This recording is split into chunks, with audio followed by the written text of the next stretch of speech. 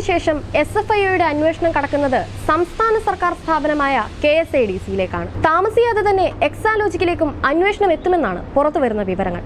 വീണ വിജയനെ ചോദ്യം ചെയ്യുമെന്നും അറസ്റ്റിലേക്ക് കടക്കേണ്ട സാഹചര്യമുണ്ടെന്നുമാണ് പ്രാഥമിക നിഗമനം. ഇതോടെ കേന്ദ്ര ഏജൻസിയുടെ അന്വേഷണം സംസ്ഥാന സർക്കാർ സ്ഥാപനത്തിലേക്ക് കടന്നിരിക്കുകയാണ്. KSADCയും CMRLും തമ്മിലെ ഇടപാടുകളാണ് പ്രധാനമായും SFIO അന്വേഷിക്കുന്നത്. CMRLിൽ KSADCക്ക് ഓഹരി പങ്കാളിത്തമുണ്ട്, മുഴുവൻ സമയ ഡയറക്ടറുമുണ്ട്. അതുകൊണ്ട് തന്നെ വീണ വിജയന്റെ കമ്പനിക്ക് നൽകിയ പണം സർക്കാർ സംവിധാനത്തെ സ്വാധീനിക്കാനാണെന്നാണ് ഉയരുന്ന ആരോപണം. കരിമണൽ കർത്തയുടെ നിയന്ത്രണത്തിലുള്ള CMRLിലെ 2 ദിവസത്തെ റെയ്ഡിനും ജീവനക്കാരുടെ മൊഴിയെടുത്തതിനും ശേഷമാണ് SFIO KSADCയിലേക്ക് എത്തുന്നത്. കോർപ്പറേറ്റ് കാര്യ മന്ത്രാലയത്തിന്റെ സീരിയസ് ഫ്രോഡ് ഇൻവെസ്റ്റിഗേഷൻ ഓഫീസ് നടത്തുന്ന റെയ്ഡിൽ ED സംഘവും ഉൾപ്പെട്ടിട്ടുണ്ട് എന്നാണ് വിവരം.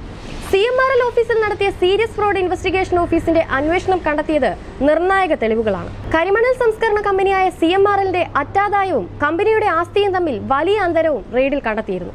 പ്രാഥമിക തെളിവെടുപ്പിലാണ് ഇത് വ്യക്തമായത്. കരിമണൽ ഖനനത്തിനും സിന്തറ്റിക് റൂട്ടൈൽ നിർമ്മാണത്തിനും ഒത്താശ ലഭിക്കാൻ രാഷ്ട്രീയ ട്രേഡ് യൂണിയൻ നേതാക്കൾക്കും ഉദ്യോഗസ്ഥ മേധാവികൾക്കും 135 കോടി രൂപ നിയമവിരുദ്ധമായി കൈമാറിയെന്ന ആരോപണത്തിലാണ് അന്വേഷണം. ആദായനികുതി വകുപ്പിന് CMRL സമർപ്പിച്ച കണക്ക് പ്രകാരം 2016 മുതൽ 2023 വരെ കമ്പനി നേടിയ ലാഭനഷ്ടങ്ങളുടെ കണക്കെടുപ്പും പരിശോധനയുമാണ് നടത്തുന്നത്.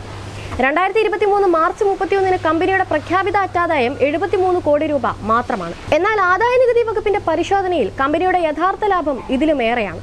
യഥാർത്ഥ ലാഭത്തിന്റെ 4/1 പോലും കമ്പനിയുടെ ആസ്തിയായി മാറിയില്ലെന്നും റെയ്ഡിൽ SFIO കണ്ടെത്തിയിരുന്നു.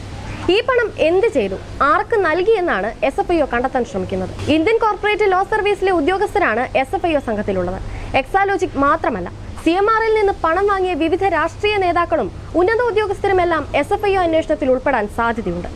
മകൾ കമ്പനി തുടങ്ങിയത് അമ്മ നൽകിയ പണം ഉപയോഗിച്ചാണെന്നും തന്റെ കൈകൾ ശുദ്ധമാണെന്നും പിണറായി വിജയൻ നിയമസഭയിൽ പ്രസ്താവിച്ചിരുന്നു.